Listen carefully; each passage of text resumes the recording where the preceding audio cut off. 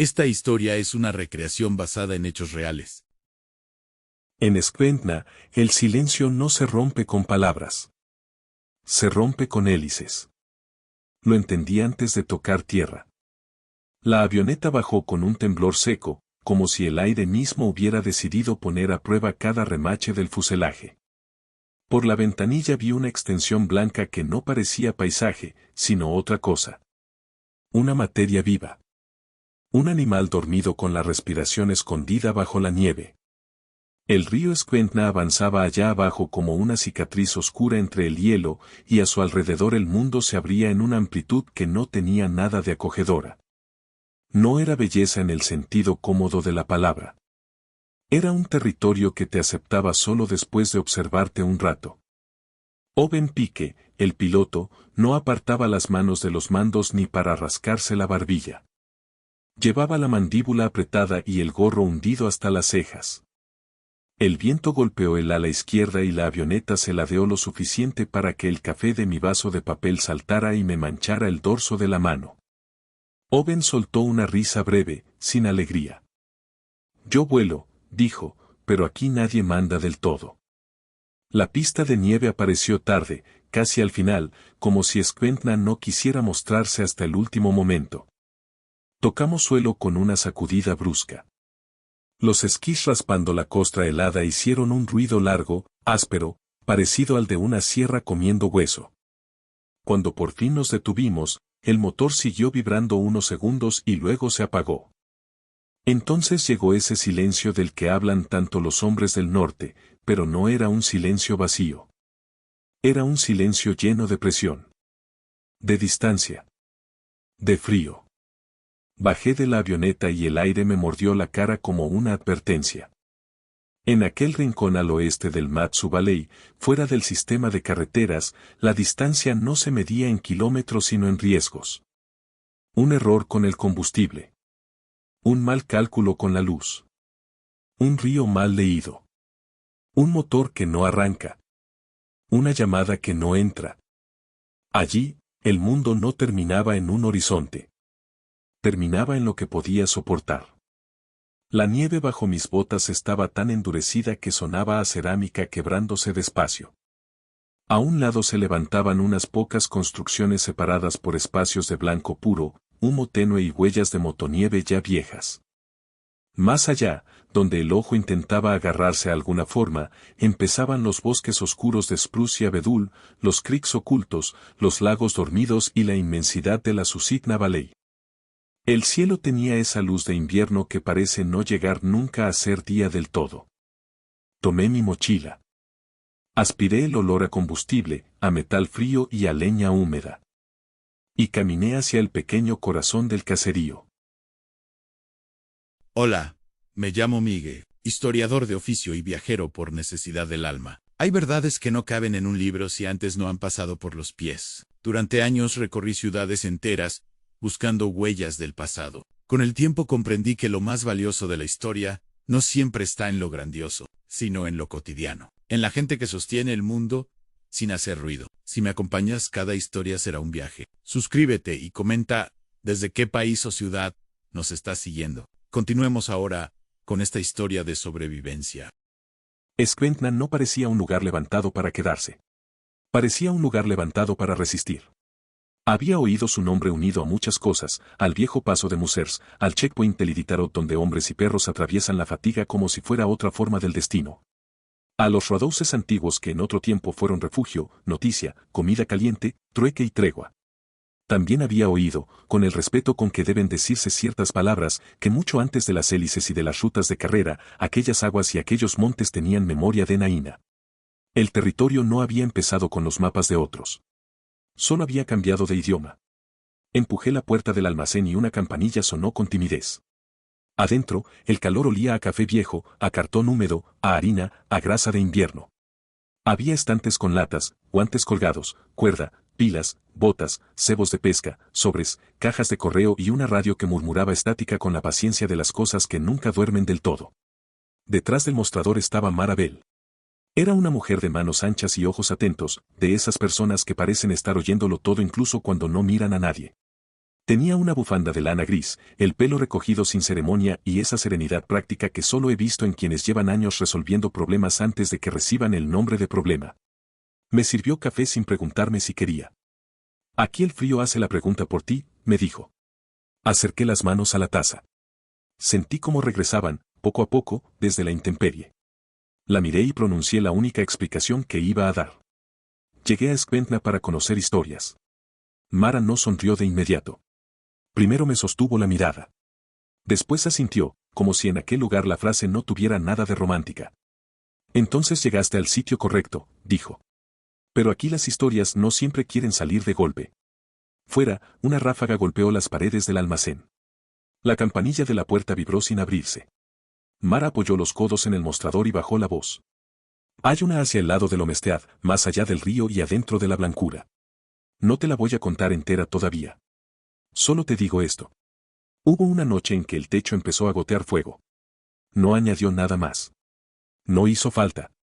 A veces una historia entra mejor por una sola imagen que por una explicación completa. Yo vi ese techo sin verlo. Vi gotas cayendo encendidas en la oscuridad de una cabaña de invierno.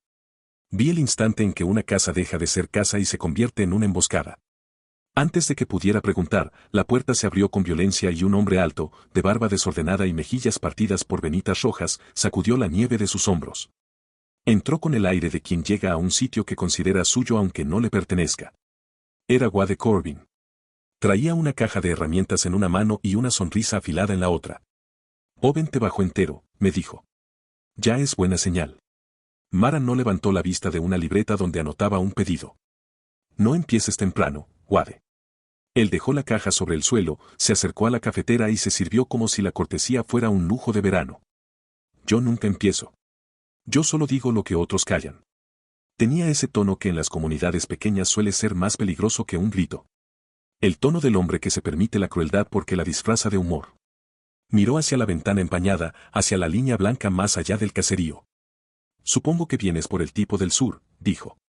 El que vivía pendiente del clima, del hielo, de los clavos, de las latas, de los planes, de todo. Como si hacer listas fuera a impresionar a Alaska. Mara levantó la cabeza. No confundas prudencia con teatro. Wade soltó una risa nasal. Yo no confundo nada. Lo vi más de una vez marcando distancias como si el bosque le debiera obediencia. Revisando estufa, revisando techo, revisando la ruta al lago, revisando hasta cuántas pilas tenía. Hay gente que vive. Y hay gente que se pasa la vida preparándose para vivir. Lo dijo mirando el café, no a mí. Como si hablara para la habitación entera. Como si en un pueblo pequeño toda frase tuviera derecho a volverse sentencia. Yo no respondí. Dejé que su voz hiciera lo que hacen ciertas voces cuando nadie las interrumpe, revelar más de quien habla que de aquel a quien juzga. Mara cerró la libreta con un golpe seco. Y sin embargo, Wade, cuando el clima se pone malo, a los que hacen listas se les sigue respirando. Hubo un silencio breve. No tenso todavía, pero sí lo bastante denso para que el vapor de las tazas pareciera quedarse quieto en mitad del aire. Wade bebió un sorbo. Se encogió de hombros. Fingió indiferencia. Pero ya había dejado la primera grieta abierta. En esa grieta cabía una comunidad entera, la costumbre de medir a los hombres por su simpatía, por su ruido, por su parecido con el resto. Y la facilidad con que el pueblo llama rareza a lo que todavía no entiende. Owen entró poco después, limpiándose los guantes contra el pantalón de nieve. Traía en el cuerpo el mismo olor del aeródromo, gasolina, escarcha y lona. El frente puede cerrar otra vez esta noche, dijo. Si alguien sale, que sepa cuándo volver. Nadie respondió enseguida. Afuera, una hélice arrancó a lo lejos y luego se fue apagando hacia el sur como si el cielo se hubiera tragado su propio zumbido. Fue entonces cuando sentí con claridad la dependencia del aire. En otros lugares, los caminos son costumbre. Allí eran privilegio. Una avioneta traía correo, harina, repuestos, conversación y medicina. Una avioneta también podía sacar a alguien de una fiebre, de una pierna rota o de un error demasiado grande. En Skventna, mirar al cielo no era una manía. Era parte del oficio de seguir vivo. Mara rodeó el mostrador y se perdió un momento en un cuarto trasero. Cuando volvió, traía algo en la mano envuelto en un trapo. Lo dejó sobre la madera con una lentitud que cambió la temperatura del cuarto. Desdobló el trapo. Era una pieza de metal ennegrecida, torcida por el calor, con un borde comido por la llama.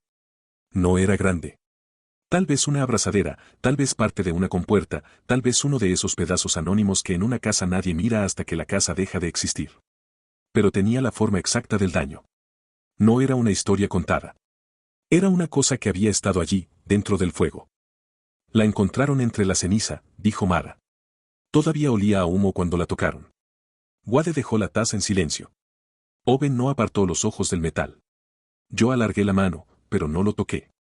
Había objetos que se dejan mirar antes de pedirles más. En aquel pequeño pedazo negro estaban ya escondidos muchos símbolos de lo que vendría. La estufa. La ceniza. El juicio precipitado. La fragilidad de cualquier refugio armado en la frontera del invierno. Y una verdad más dura que todas, en Alaska nadie sobrevive solo de valentía. La valentía sirve para salir corriendo de una casa en llamas. Pero después hace falta otra cosa. Orden. Paciencia. Humildad. La clase de fortaleza que no sabe posar para nadie. Mara volvió a envolver el metal. Cuando vayas hacia allá, me dijo, no busques primero al hombre. Mira el terreno. Mira lo que quedó. A veces los lugares hablan más claro que los vivos. Asentí. Afuera estaba cayendo una nieve fina, casi invisible, de esas que no se anuncian pero terminan borrando huellas con la persistencia de una mano lenta. Salí del almacén y el aire me recibió de nuevo con esa limpieza brutal que tienen los sitios donde un error doméstico puede volverse una catástrofe.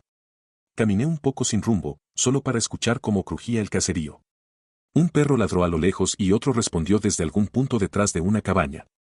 Un generador tosió. El humo de una estufa subió en columna recta antes de inclinarse con el viento. Cerca del sendero principal, unas marcas del Iditarod seguían ahí como un recuerdo del paso de otros cuerpos empeñados en cruzar la misma dureza. Pensé en los viejos Rodouses, en los Musers, en los tramperos, en la memoria de Naína del agua y del monte, y en cómo cada época había traído sus propias herramientas pero nunca había cambiado del todo la pregunta de fondo. ¿Cómo se permanece aquí sin que el territorio te rompa? El nombre de Eli Mercer no volvió a sonar en voz alta durante un rato, pero siguió conmigo como una presencia desplazada. No conocía aún su rostro. No había estrechado su mano. No sabía cómo se reía ni cómo callaba. Y sin embargo, su forma de ausencia ya pesaba sobre Skventna. En la manera en que Mara bajaba la voz. En la incomodidad con que Owen calculaba el clima. En la burla fácil de Wade, demasiado rápida para no esconder algo más. En el metal chamuscado envuelto en un trapo.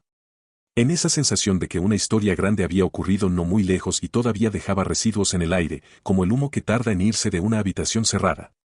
Levanté la vista hacia la línea blanca del fondo.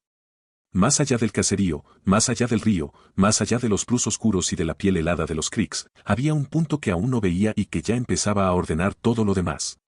Un Homestead perdido. Una cabaña vencida. Un hombre reducido, por el momento, a la suma de comentarios ajenos. El raro. El metódico. El callado. El que revisaba demasiado. El que no vivía como los otros. La tarde cayó pronto, casi sin transición. En Alaska el día de invierno no se despide, se encoge. El azul del cielo se hundió en un gris espeso y las primeras sombras estiraron las construcciones de Skventna sobre la nieve como dedos largos. El viento levantó polvo helado alrededor de la pista. A lo lejos, donde el blanco empezaba a tragarse toda forma, imaginé por primera vez el lugar al que tendría que ir. Y sentí que la historia ya había empezado a tirar de mí. Porque antes de ver al hombre, ya se veía su ausencia. Algunos hombres en Alaska miran la nieve. Eli Mercer la contaba. Cuando empecé a seguir su rastro, comprendí que había hombres que dejaban huellas incluso antes de estar presentes. No hablo de las huellas en la nieve, aunque también. Hablo de otra clase de marca. La de una vida ordenada contra el caos.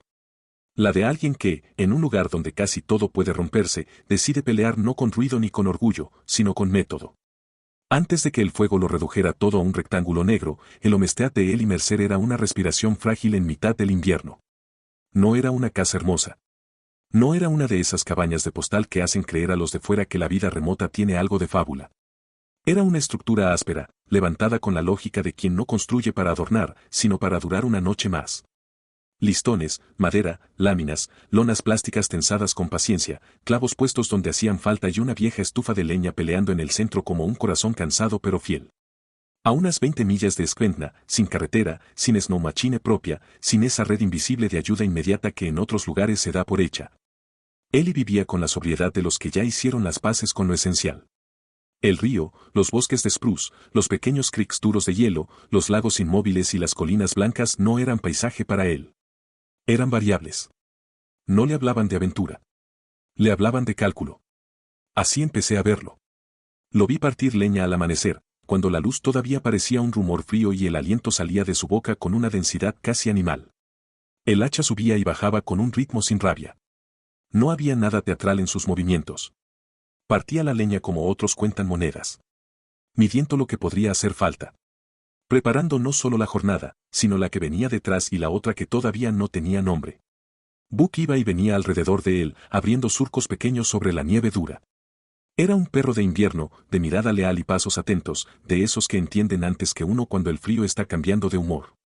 A veces se detenía cerca del montón de troncos y observaba a Ellie como si vigilara el trabajo. Otras, desaparecía un momento entre los árboles y regresaba con el hocico blanco, oliendo a bosque y a escarcha. Ellie no le hablaba mucho. No hacía falta. Entre ciertos hombres y ciertos perros, la compañía no necesita demostrarse a cada minuto. Después de cortar leña, Ellie revisaba la chimenea. Ese detalle regresaba una y otra vez en el recuerdo de quienes lo habían visto. La chimenea. El tubo. La unión de las piezas. La salida de humo. Los bordes donde el calor insistía demasiado. Era el tipo de gesto que en un pueblo pequeño despierta burlas fáciles. Revisar.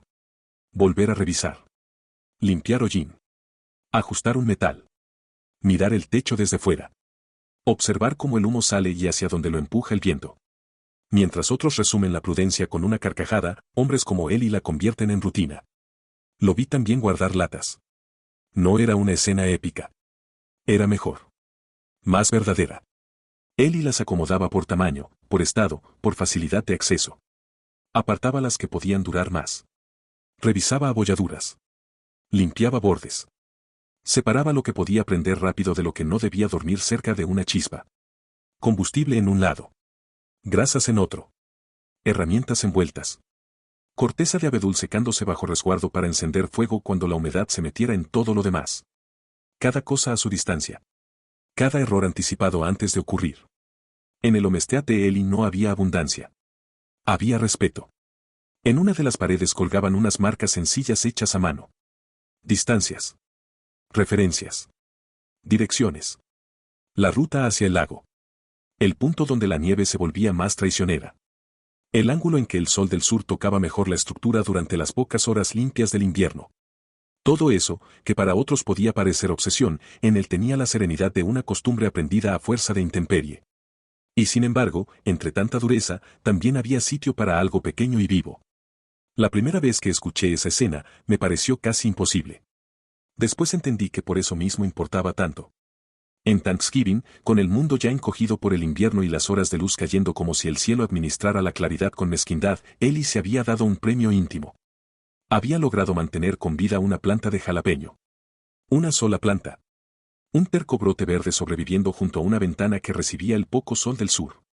La había cuidado como se cuidan ciertas ideas que en otro lugar parecerían ridículas y aquí se vuelven sagradas. Aquel día arrancó un chile pequeño y se lo comió solo. Puedo verlo inclinado junto a la ventana, con el pulgar y el índice sosteniendo ese jalapeño mínimo como si hubiera cosechado una victoria secreta. Buck echado cerca de la estufa. El viento rozando las lonas del exterior. Y en mitad de toda esa crudeza, el picor en la lengua, el calor repentino, la breve risa de un hombre que no tenía a nadie delante y aún así celebraba. Ese instante duró poco. Como duran las cosas luminosas en invierno. Pero bastó. Porque la historia de un hombre no se entiende solo por lo que sufre. También por aquello diminuto que todavía decide cuidar. En Skwentna, en cambio, la lectura era otra. No siempre, no todos. Sería injusto decirlo así. Marabel veía en él y algo distinto. Owen Pike también. Había en ambos una manera más quieta de juzgar, como si supieran que en Alaska la simpatía no derrite nieve ni repara una avería. Pero Wade Corbin no estaba hecho de esa paciencia. Wade necesitaba domesticar con burla lo que no se parecía a él. Lo vi una tarde en el almacén, con él y aún sin manchas de hollín, aún entero, entrando con el cuello levantado y los guantes húmedos por la escarcha. Había venido por pilas, café y un par de cosas pequeñas que parecían niñas y no lo eran. Tornillos. Una lata. Cuerda fina. Un encendedor de respaldo. Buck se quedó afuera, atado cerca de la entrada, sacudiéndose el frío. Mara preparaba pedidos junto a las cajas de correo. Owen revisaba un parte meteorológico escrito a mano junto al aparato de radio. Wade, apoyado en un costado del mostrador, tenía en la cara esa expresión satisfecha del hombre que lleva un comentario desagradable ya listo en la boca. Ellie dejó unas monedas y una lista doblada. Necesito saber si mañana entra vuelo, dijo. Owen alzó la vista. Si el frente no se cierra, entra. Si se cierra, no entra nadie. Ellie asintió como quien escucha una confirmación y no una sorpresa. Voy a marcar mejor la ruta del claro al lago, dijo. La última nevada me tapó 2 referencias. Wade soltó una risa. Ahí está otra vez el ingeniero del apocalipsis. Ellie no respondió. Guardó las pilas en el bolsillo del abrigo. Wade siguió. Dime una cosa, Mercer. ¿También le haces inventario al aire o todavía no encontraste cómo meterlo en una lata? Mara dejó de escribir. Basta, Wade. Pero Wade estaba cómodo en su papel. Yo solo digo que hay maneras de vivir aquí sin hacer de cada semana un simulacro de desastre. Entre tus rutas, tus señales, tus llamadas, tus revisiones del hielo y tus pilas de repuesto, cualquiera diría que esperas que el fin del mundo te agarre desayunado. Ellie levantó apenas la mirada. No había odio en su cara. Ni siquiera fastidio visible. Solo esa sobriedad que a los hombres ruidosos les parece una ofensa. No espero el fin del mundo, dijo. Espero el invierno. El silencio que siguió tuvo peso. Owen escondió media sonrisa. Mara continuó con sus notas, aunque más despacio. Wade apretó la mandíbula, porque las respuestas sencillas suelen herir más que las ingeniosas cuando dan justo en el centro. Ellie recogió sus cosas, pagó y salió. Por la ventana lo vi detenerse junto a Buck, mirar el cielo y luego el río. No estaba posando para nadie. Estaba calculando algo. La dirección del viento, tal vez. El espesor de una nube. La luz que iba quedando. Cosas pequeñas. Cosas que sostienen la vida sin hacer ruido. Fue entonces cuando entendí mejor el rechazo. No se rechazaba a Ellie por débil, sino por incómodo. Porque obligaba a otros a preguntarse cuánto de su propia confianza era sabiduría y cuánto puro desenfreno. En comunidades duras, la fanfarronería puede parecer coraje durante mucho tiempo. Hasta que un día el clima pide pruebas. El invierno siguió cerrándose. La nieve nueva borraba marcas viejas con una constancia cruel. Los días se hicieron tan cortos que la tarde parecía empezar cuando todavía uno estaba terminando la mañana. En la cabaña, Ellie reforzó puntos de la lona, secó más corteza de abedul, apartó mejor las grasas, elevó algunas provisiones y siguió haciendo lo que siempre hacía, conversar con el peligro antes de que tomara forma. Había además otra costumbre que mantenía con disciplina casi religiosa, las llamadas periódicas a su familia. No eran largas. No tenían grandes novedades. Eran el tipo de llamadas que, vistas desde fuera, parecen poca cosa. Un hilo de voz. Un aviso simple. Estoy bien. Sigo aquí. Todo en orden. Pero en lugares así una llamada no es solo un saludo. Es una cuerda tendida sobre el vacío. Y esa cuerda empezó a aflojarse. Primero fue un detalle menor. La batería del teléfono no retenía carga como antes. Ellie lo conectaba, esperaba, miraba la pantalla y el porcentaje subía con una pereza que no tenía buen aspecto. Luego vino algo peor. A veces parecía cargarse y al poco rato caía de golpe, como si por dentro una pieza ya hubiese decidido rendirse. Lo imagino mirándolo con el ceño apenas fruncido, moviendo el cable, buscando una mejor posición, dejándolo junto a la pared, probando otra vez. Buck dormido cerca. La estufa respirando despacio. Afuera, la noche adelantándose por el bosque. Una molestia. Solo eso, al principio. Pero hay objetos que anuncian el desastre con una cortesía engañosa. Ellie volvió a Skwentna otra vez pocos días después. No para dramatizar la falla. Solo para preguntar por repuestos, por opciones, por tiempos. Habló con Owen sobre la posibilidad de avisar si el frente empeoraba. Reconfirmó algo de la ruta aérea. Preguntó por baterías. Mara le dijo que podía intentar con otra combinación de carga. Wade, por supuesto, volvió a sonreír de lado. ¿También le vas a hacer mantenimiento al miedo, Mercer? Ellie guardó el teléfono en el bolsillo sin responder. Esa fue quizá la parte que más me impresionó al ir reconstruyendo sus días. No la resistencia física, que llegaría después. Sino esa forma de no desperdiciar energía en la ira. Wade le ofrecía provocación y Ellie la dejaba caer al suelo, como se deja caer un tronco podrido que no sirve para el fuego. En un lugar donde cada reserva importa, también importa la reserva del ánimo. El teléfono siguió fallando. La carga descendía en vez de quedarse. La comunicación se volvía un acto cada vez más incierto. Y mientras eso ocurría, el invierno apretaba su cerrojo alrededor del Omestead. El aislamiento dejó de ser paisaje. Empezó a aparecer una puerta que se trancaba desde fuera.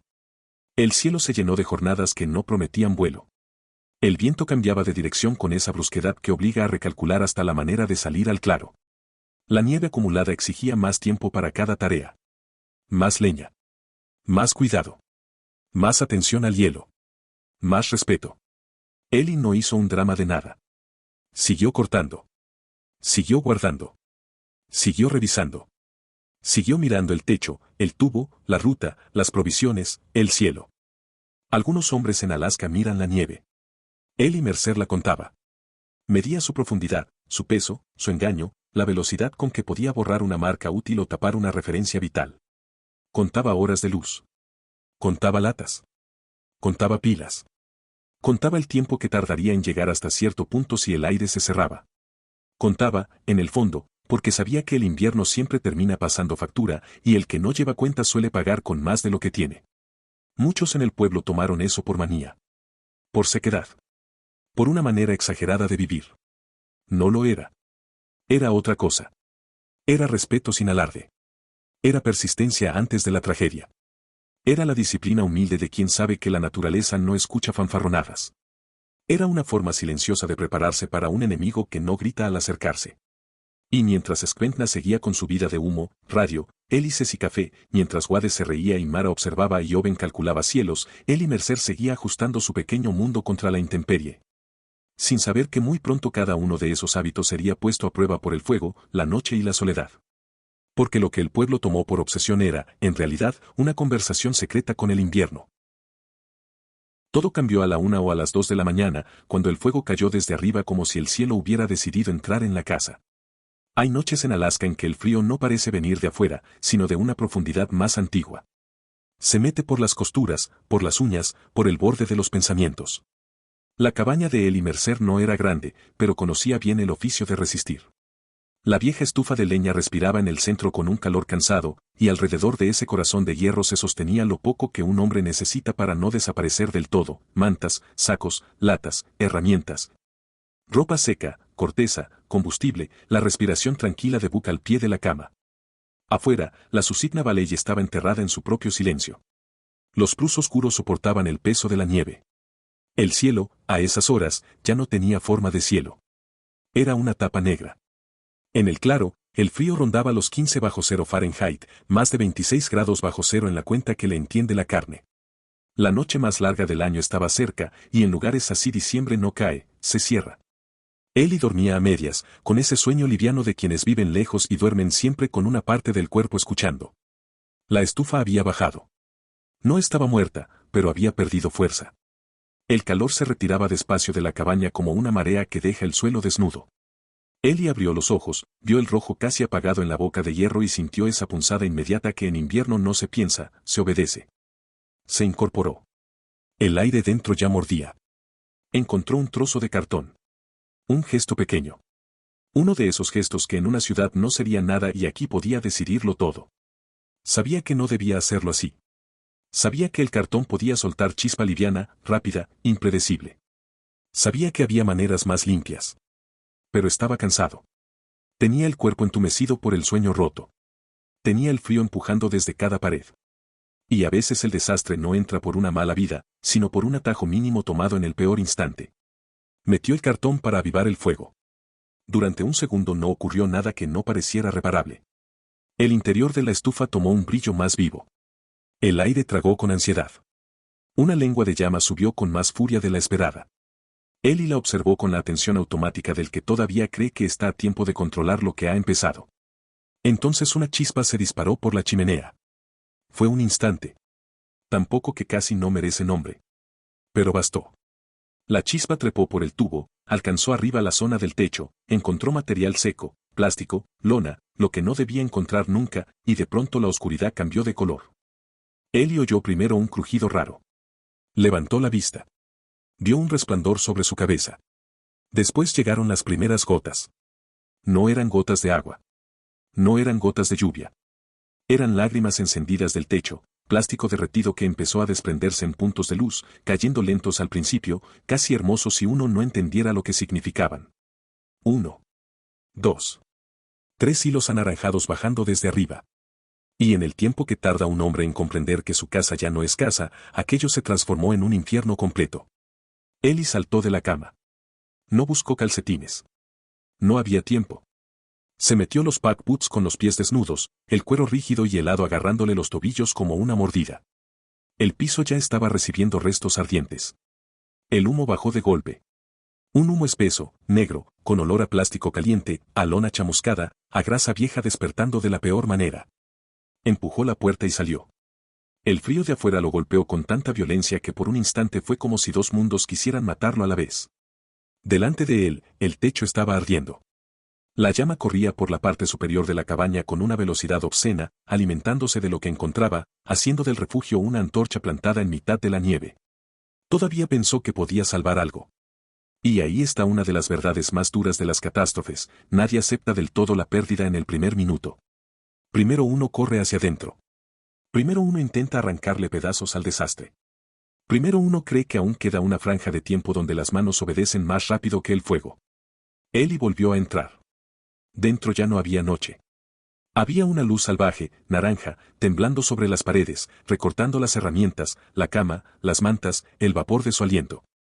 Tosió. La garganta se le llenó de humo. Tiró de un saco de dormir, luego de otro. Agarró una manta, una chaqueta, algo de ropa de invierno, lo que pudo. Arrojó un bulto hacia la nieve. Retrocedió. Volvió a entrar. Buck, gritó. Sal. Buck, sal ya. El perro no apareció. Ellie volvió a gritar, con esa voz rota que ya no llama, ordena. Escuchó un movimiento, o creyó escucharlo. Pensó que Buck quizá había escapado por otra abertura, que ya estaría afuera, dando vueltas, aturdido, esperándolo entre la oscuridad y la nieve. Esa idea, tan breve como necesaria, le permitió volver a entrar una vez más. Sacó otra cosa. Un abrigo. Una bolsa. Tal vez unas latas. Tal vez nada importante. A veces en el caos las manos trabajan por reflejo y luego uno no recuerda qué rescató ni en qué momento. Salió otra vez. Miró alrededor. Buck no estaba. El fuego rugía más fuerte. El techo seguía derramando pedazos encendidos. El aire quemaba los ojos. La cabaña crujía con un sonido grave, casi orgánico, como si la madera estuviera gritando por dentro. Entonces lo oyó. Un aullido. No afuera. Adentro. Fue un sonido que partió la noche en dos. No sé si hay un dolor más claro que ese. Un sonido que te dice que todavía hay alguien vivo dentro del lugar al que ya no puedes volver. Ellie dio un paso. Quizá dos. La llama se abrió desde una esquina y escupió calor con una violencia que no dejaba dudas. Dentro ya no había pasillo, ni puerta, ni cama, ni ruta posible. Solo una trampa. Volvió a escuchar a Buck. O tal vez escuchó el eco de ese primer aullido y con eso le bastó para saber. El cuerpo de Ellie se quedó afuera. Pero una parte de él se incendió también en ese momento. Dicen que en los grandes golpes uno piensa mucho. No siempre es verdad. A veces no se piensa nada. A veces todo el hombre se reduce a una sola sensación empujando desde el pecho, una mezcla de incredulidad, culpa y vacío tan brutal que ni siquiera encuentra palabras. Ellie quedó allí, de pie sobre la nieve, con los pies desnudos dentro de los pack boots, el humo pegándosele al rostro, viendo cómo la casa terminaba de cerrarse sobre aquello que no iba a recuperar. Entonces empezaron las explosiones. Primero una seca, breve, como un golpe dentro de un cajón metálico. Luego otra. Luego varias más. Munición. Algún cartucho alcanzado por el calor. Después el estallido sordo de grasa y recipientes que ya no soportaban la temperatura. Más tarde el propano, o el sonido que produce algo cercano a eso cuando el fuego lo abraza y lo obliga a rendirse. Cada explosión empujaba chispas hacia la noche. El claro entero se llenó de destellos violentos. La nieve, tan quieta un rato antes, ahora devolvía reflejos naranjas y rojos, como si el infierno hubiera decidido proyectarse sobre la tierra. Ellie retrocedió más. Detrás de él estaba el bosque. Delante, la ruina. Arriba, un cielo negro que no iba a intervenir por nadie. No sé cuánto tiempo pasó hasta que la cabaña dejó de parecer una casa ardiendo y empezó a parecer un montón de estructura vencida, troncos cediendo, material hundiéndose sobre brasas rabiosas. El dolor no tiene buen reloj. La noche tampoco. Pero en algún momento el incendio dejó de crecer y empezó a consumirse a sí mismo. Lo que debía salvarlo había desaparecido. Lo que amaba estaba dentro. Lo que quedaba era el frío volviendo, paciente, a reclamar su parte. Y ahí empezó la otra batalla. No la heroica. No la que cabe fácil en un titular. La fea. Ellie reunió lo que había logrado sacar.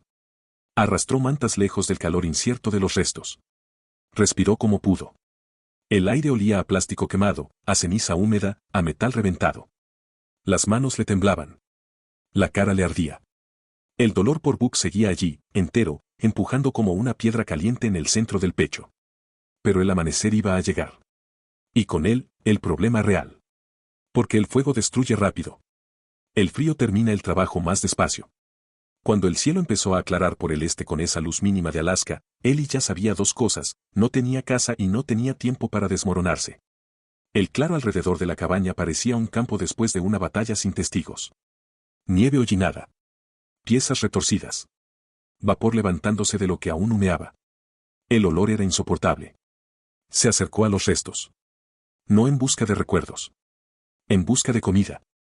Aquí es donde la supervivencia deja de ser hermosa para siempre. Ellie rebuscó entre la ceniza, el metal, los restos chamuscados, apartando con palos y manos cubiertas lo que aún quemaba, buscando latas. Encontró algunas. Las fue reuniendo aparte como quien junta días. No sabía cuántas tendría. No sabía cuánto durarían. Sabía solo que contarlas era mejor que mirar demasiado rato hacia el punto exacto donde había escuchado a Buck. Las limpió como pudo. Abrió una. Comió. El sabor era espantoso. El humo, el plástico, la lona derretida, todo se había metido en la comida. Cada bocado sabía a casa quemada. A derrota. A metal y veneno y hollín. El cuerpo, sin embargo, no negocia con la sensibilidad. Necesita calor. Necesita sal.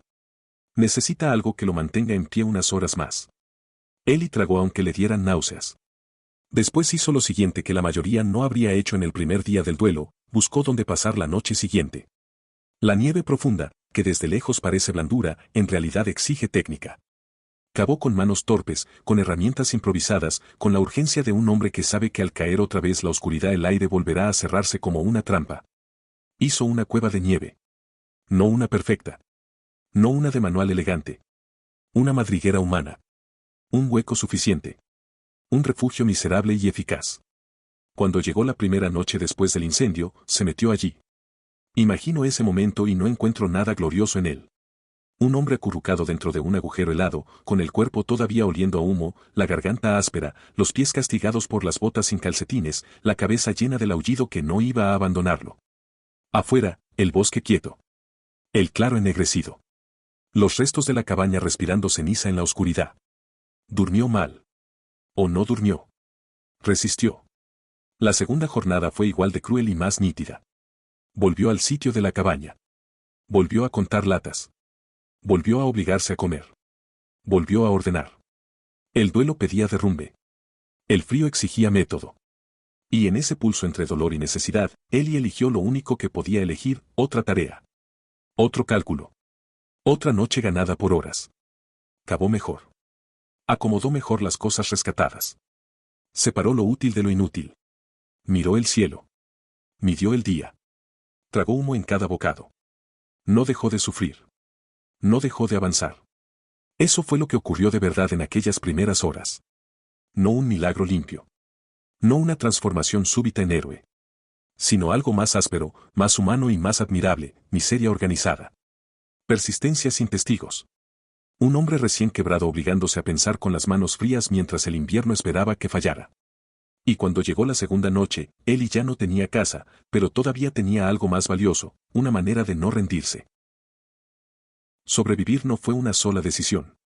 Fueron 100 decisiones pequeñas tomadas con las manos entumecidas. Cuando uno escucha una historia de supervivencia, imagina un gran gesto. Un acto único. Una revelación.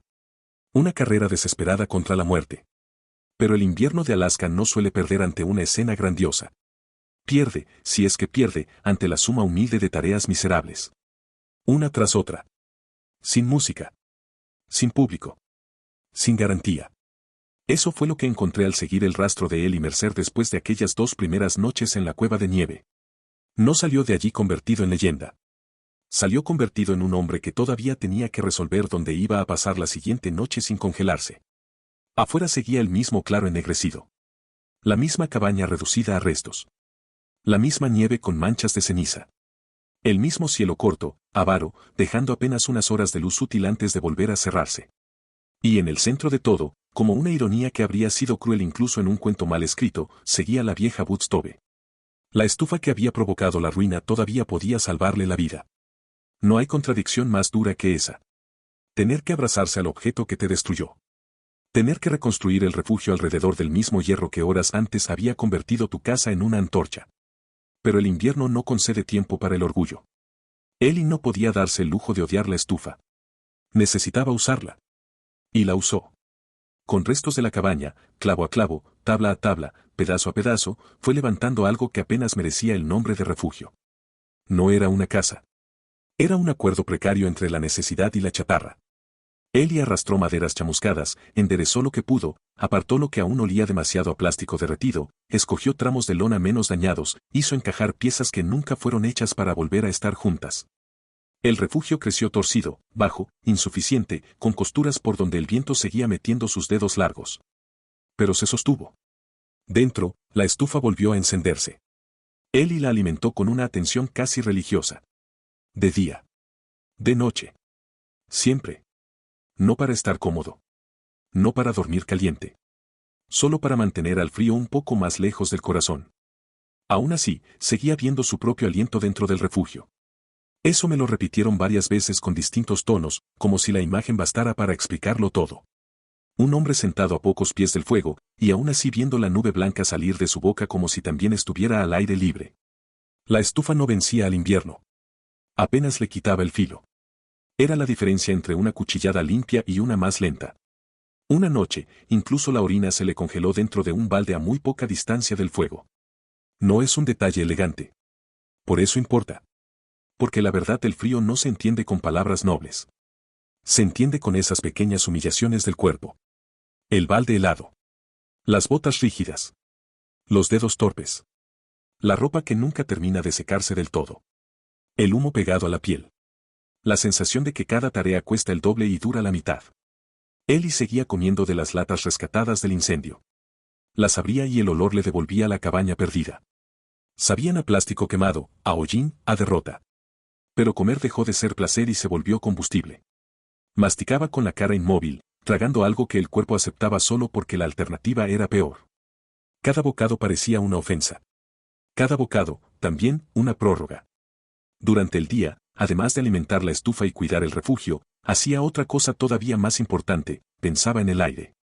Había entendido desde el primer momento que nadie iba a llegar caminando por casualidad.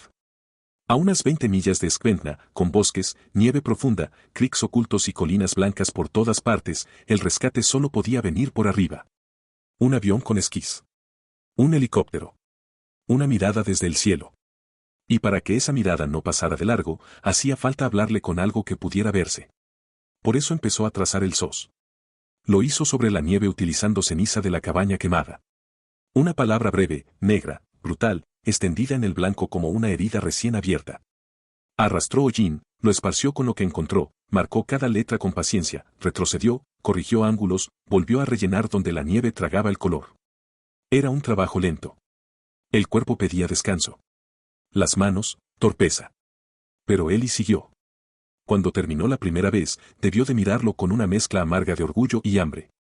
Aquello era fe sin adornos. Una palabra escrita para nadie y para cualquiera. Una palabra confiada al cielo. Entonces volvió a nevar. No una gran tormenta dramática. Algo peor. Una nieve fina, persistente, obstinada. De esas que no parecen amenaza hasta que uno vuelve a mirar y descubre que media letra ha desaparecido, luego otra, luego un borde entero. El valle borrando el pedido de auxilio con su calma habitual. Ellie no insultó al cielo. No pateó el suelo. No gastó su fuerza en la rabia. Salió otra vez con la ceniza y empezó de nuevo. Ese fue uno de los momentos que más respeto me inspiró de toda la historia. Volver a escribir sabiendo que la nieve podía borrarlo al día siguiente. Repetir el gesto sin garantías. Aceptar que el trabajo útil no siempre trae recompensa inmediata. Insistir, igual. Eso es persistencia cuando nadie aplaude. Además del SOS, abrió un sendero hacia el lago cercano, un cuarto de milla más allá. No era un paseo. Era una línea de posibilidad. Ellie sabía que un avión con esquís tendría mejor opción de posar allí que entre árboles y restos de la cabaña. Así que caminó, apartó nieve, marcó un trayecto, despejó lo que pudo, observó el terreno. Iba y volvía entre el refugio y ese punto como si tendiera un puente invisible hacia un rescate que todavía no existía. Mientras tanto, Skventna seguía respirando con su vida pequeña e imperfecta. No me interesa contar las comunidades como si fueran un coro de almas nobles esperando el momento de unirse en solidaridad pura. No es así como funciona la gente. Mucho menos en el aislamiento. Allí también viven el orgullo, la torpeza, las viejas rivalidades, la fatiga, el juicio rápido. El peligro no vuelve santos a los hombres. A veces solo les quita el maquillaje. Marabel fue la primera en inquietarse de verdad. Habían pasado días. Los ritmos de invierno alteran todo, sí. Las distancias hacen que el silencio no sea raro, sí. Pero una cosa es el retraso y otra la ausencia. Mara llevaba el almacén, el correo, las pequeñas conversaciones del valle, y tenía esa clase de memoria que no necesita libreta para saber quién suele aparecer, quién llama, quién avisa, quién desaparece demasiado. Una tarde miró a Owen Pike mientras éste comparaba el parte meteorológico con el color del cielo. Yo digo que esto ya no me gusta, le dijo. Ellie debió haber dado señal hace días. Owen siguió con la vista en la ventana un momento antes de responder. Yo también lo pensé. Wade Corbin estaba cerca. Escuchó. Se volvió hacia ellos con una rapidez que traía algo más que sorpresa. Tal vez solo se metió monte adentro, dijo. O se le ocurrió quedarse quieto esperando mejor tiempo. Ese hombre es capaz de hacer un plan hasta para toser. La frase quiso sonar burlona, pero ya no lo consiguió del todo. Mara lo miró fijo. Tú te reíste mucho de sus planes. Wade endureció la cara al instante. Yo no tengo la culpa de nada. Ahí apareció la mezcla fea. Soberbia y culpa. Un barro espeso del ánimo que no ayuda a nadie. Wade no soportaba la posibilidad de que el hombre al que había ridiculizado estuviera en problemas reales. Y como no la soportaba, reaccionó con ira. Discutió. Restó importancia. Alzó la voz más de la cuenta. Dijo que la gente exageraba. Que Ellie seguro aparecería. Que no hacía falta montar un drama. La ira, en los pueblos pequeños, no siempre llega como violencia abierta. A veces llega como ruido inútil. Como demora. Como necesidad de tener razón cuando el tiempo ya exige otra cosa. Owen dejó el papel sobre la mesa. No se trata de tener razón, dijo. Se trata de saber si sigue vivo. Esa frase, según me la contaron, cambió el aire del cuarto. Mara insistió. La familia también. Muy lejos de allí, Miriam y Daniel Mercer empezaban a vivir otra clase de encierro, el de no recibir noticias. Las llamadas semanales se habían roto. El silencio, que desde fuera puede parecer abstracto, para la familia tiene peso físico. Cada día sin señal era una piedra más. Cada explicación razonable duraba menos. Cada noche, más larga. Fueron ellos, junto con la inquietud creciente del pueblo, quienes terminaron empujando la solicitud de verificación. Una welfare check. Una de esas decisiones administrativas que en el papel parecen frías y, sin embargo, pueden inclinar el destino de un hombre. Así empezó a moverse la cadena que terminaría activando a Elo 3. Pero Ellie no sabía nada de eso. Ajeno a la preocupación, ajeno a la discusión, ajeno incluso a la culpa tardía de Wade, seguía ocupado en lo único que realmente podía hacer, durar. Los días se fueron sumando con la lentitud feroz del invierno. 6 horas escasas de luz útil. Después otra vez la oscuridad. El refugio. La estufa. Las latas. El sendero. El SOS. Las tareas repetidas hasta que el cuerpo empieza a confundirse y ya no sabe si está sobreviviendo o simplemente obedeciendo una rutina inventada para no pensar. A veces Ellie miraba hacia Danke Creek Lake. A unas 5 millas, aquel punto existía en su mente como una posibilidad remota, una última carta para un futuro peor. Tal vez, si llegaba demasiado el tiempo. Tal vez, si el hambre apretaba más. Tal vez, si nadie aparecía después de cierto límite.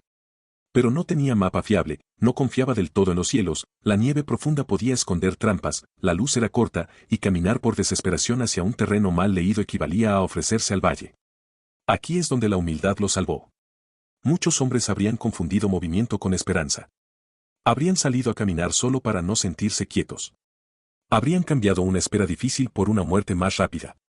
Eli no. Eli entendió algo esencial, no toda acción ayuda.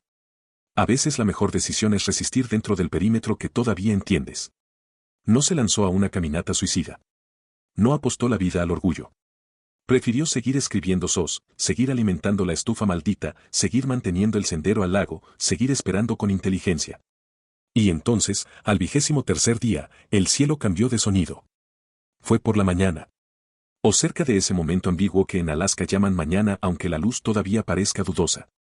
Eli estaba fuera, quizá junto al sendero, quizá revisando la señal ennegrecida sobre la nieve, quizá simplemente escuchando si el refugio se quejaba más de la cuenta con el viento.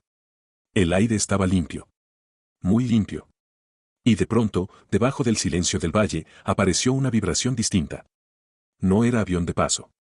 No era eco lejano. Era rotor. Eli se quedó quieto un instante. Hay sonidos que uno teme incluso cuando los espera. Porque también pueden pasar de largo. Porque pueden acercarse y no ver nada. Porque el rescate desde el aire depende de una puntería frágil entre el blanco, la distancia y el tiempo. El ruido creció. Eli salió hacia el claro abierto. Alzó la cabeza. El helicóptero apareció como una forma oscura moviéndose contra la claridad helada del cielo. El O3. No una visión. No un deseo. Metal verdadero, girando sobre el valle que durante semanas había sido solo frío, humo y espera. Eli empezó a agitar los brazos. No sé si gritó. Quiero pensar que sí, aunque el rotor se trague casi cualquier voz. Corrió hacia el SOS. Se plantó al lado de las letras negras hechas con ceniza. Negro sobre blanco. Hombre sobre nieve. Vida todavía visible. Y ahí llegó el miedo más absurdo y más humano de todos, el miedo a que no lo vieran. El helicóptero siguió avanzando un segundo que pareció una condena. Luego otro. Eli movió los brazos con más fuerza. Sintió quizá que el pecho iba a salírsele por la garganta. Las letras estaban ahí. El claro estaba ahí. Él estaba ahí. Todo su invierno concentrado en ese instante ridículo y gigantesco. Entonces la máquina cambió levemente su trayectoria. A veces la esperanza no entra con música. Entra con una corrección mínima en el ángulo de vuelo. Lo habían visto. Después de 23 días, el cielo por fin respondió, pero solo porque abajo alguien había seguido luchando como si todavía valiera la pena. No hubo discurso. Solo un hombre flaco, una estufa ennegrecida y un pueblo tragándose su propia soberbia. Las historias que de verdad cambian a una comunidad casi nunca terminan con aplausos. Terminan con algo más silencioso. Una puerta que se cierra con más cuidado.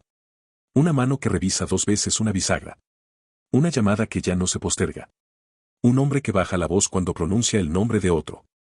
En lugares como Escuintla, donde el invierno no perdona el descuido y el aire decide quién entra y quién sale, las lecciones importantes no se escriben en piedra. Se meten en los hábitos.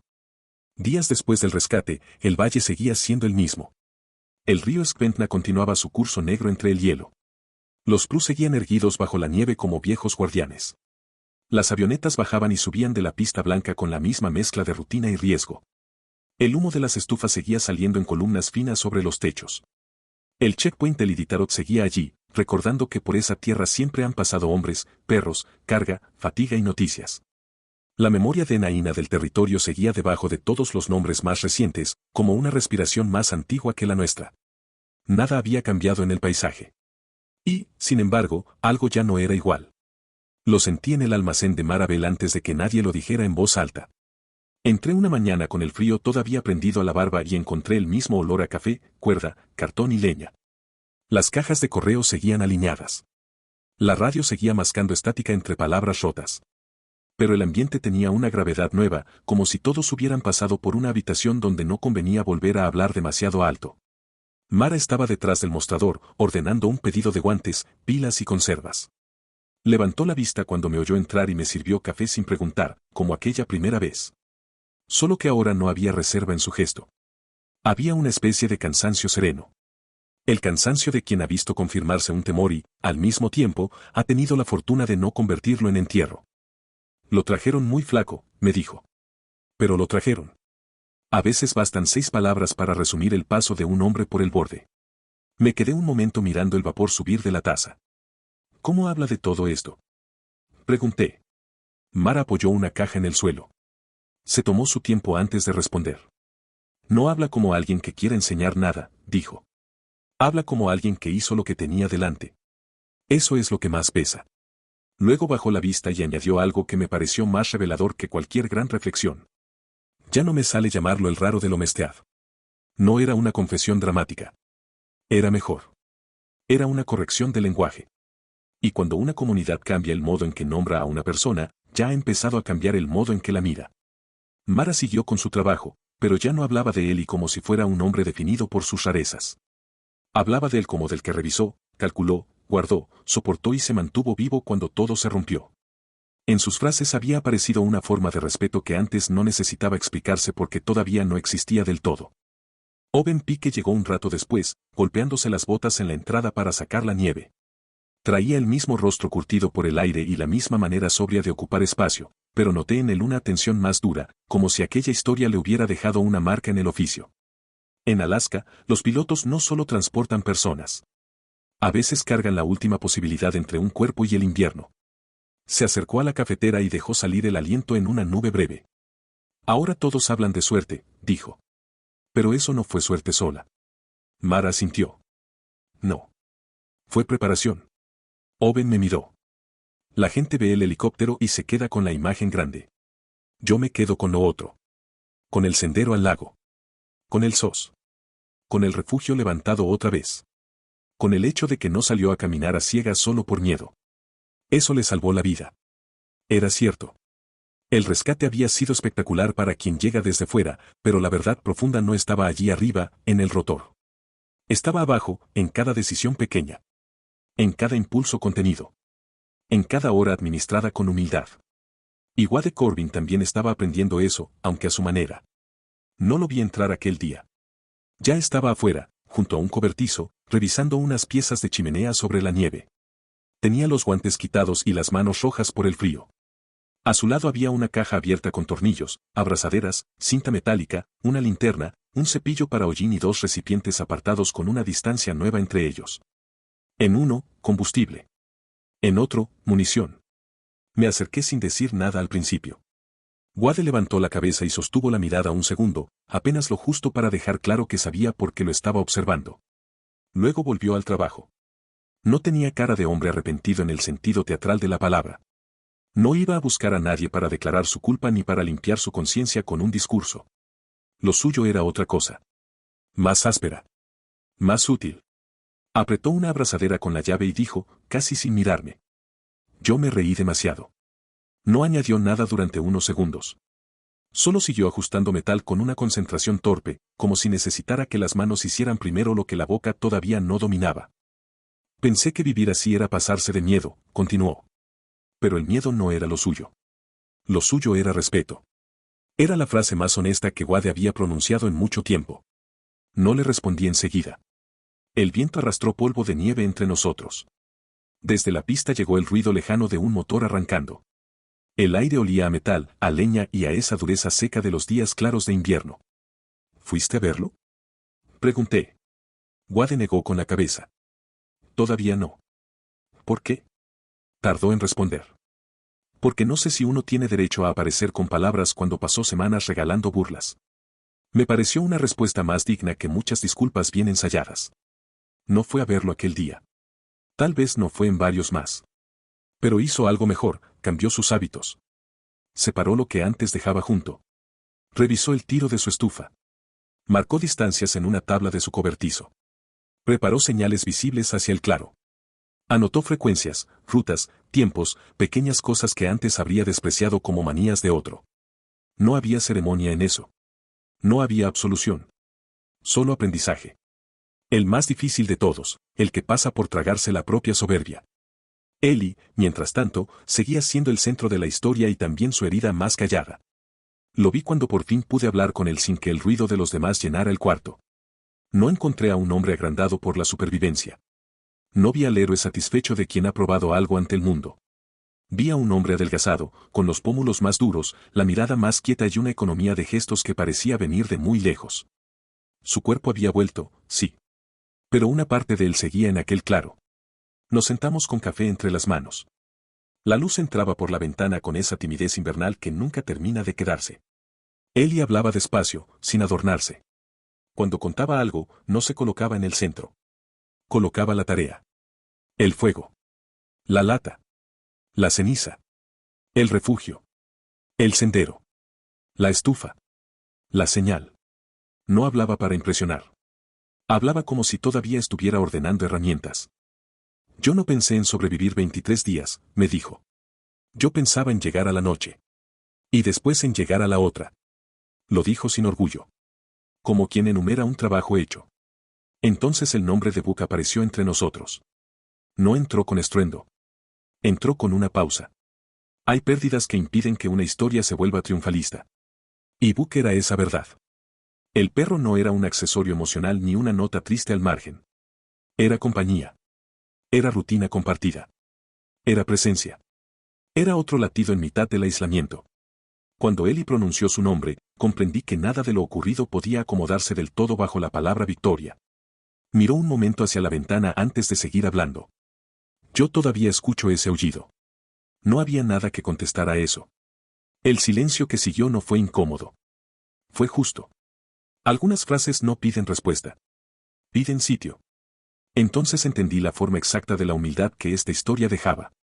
Sobrevivir no lo había hecho superior a nadie. No lo había convertido en profeta. No le había entregado una autoridad moral para hablar desde arriba.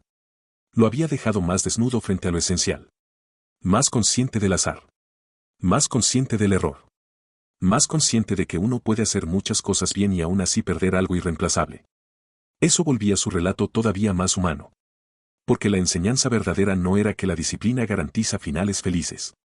Era otra. Que la disciplina, la paciencia y el respeto pueden darte una oportunidad cuando el desastre ya ocurrió. Que la bondad práctica sirve más que la fanfarronería. Que la persistencia real no posa para nadie. Y que el odio, la ira y el desenfreno, tan celebrados por algunos mientras todo va bien, en la hora difícil solo rompen más a la comunidad. Escuintla empezó a absorber esa enseñanza sin convertirla en sermón. Las estufas se revisaban con más detalle. Las chimeneas se limpiaban antes. Las municiones y los combustibles se guardaban con más cabeza. Las llamadas semanales ya no parecían una manía, sino una cuerda necesaria. Los pilotos preguntaban 2 veces. Mara anotaba con mayor atención quién debía haber dado señales. Owen calculaba con un margen nuevo lo que antes se dejaba al hábito. Wade, el mismo que se había burlado del ingeniero del apocalipsis, ya no se reía del vecino que hacía planes. Al contrario. Copiaba algunos. No hubo reunión del pueblo. No hubo declaración solemne. No hubo una gran escena de redención. Hubo cosas mejores. Una tarde vi a un muchacho marcar con estacas una ruta corta junto al claro. En otro momento, una mujer pidió abrazaderas extra para revisar su propio tiro de humo. Alguien comentó con naturalidad que convenía dejar señaladas ciertas distancias hacia el lago por si un frente cerraba vuelos más de la cuenta. Pequeños gestos. Réplicas silenciosas de lo aprendido. Memoria convertida en conducta. Y yo, al final, volví a caminar hacia el borde del caserío. El día estaba cayendo. En Alaska, incluso la luz parece consciente de que no puede prometer demasiado. El río Escuintla corría oscuro entre la nieve, llevándose quién sabe qué pedazos de invierno hacia sitios donde nadie lo nombraría. El cielo tenía un azul pálido, endurecido por el frío. Los spruce levantaban sus sombras largas sobre la blancura. A lo lejos, el valle se extendía con esa inmensidad que da la impresión de borrarlo todo y, sin embargo, conserva ciertas huellas mejor que cualquier monumento. Pensé en Eli. En Buck. En Mara sirviendo café. En Owen leyendo el cielo.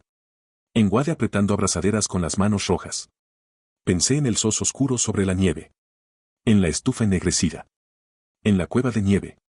En las latas que sabían a plástico quemado. En la diferencia inmensa entre el hombre ruidoso y el hombre preparado. Y comprendí que el invierno no había cambiado. Tampoco el valle. Lo que había cambiado era la forma de habitarlo. A veces, eso basta para salvar vidas.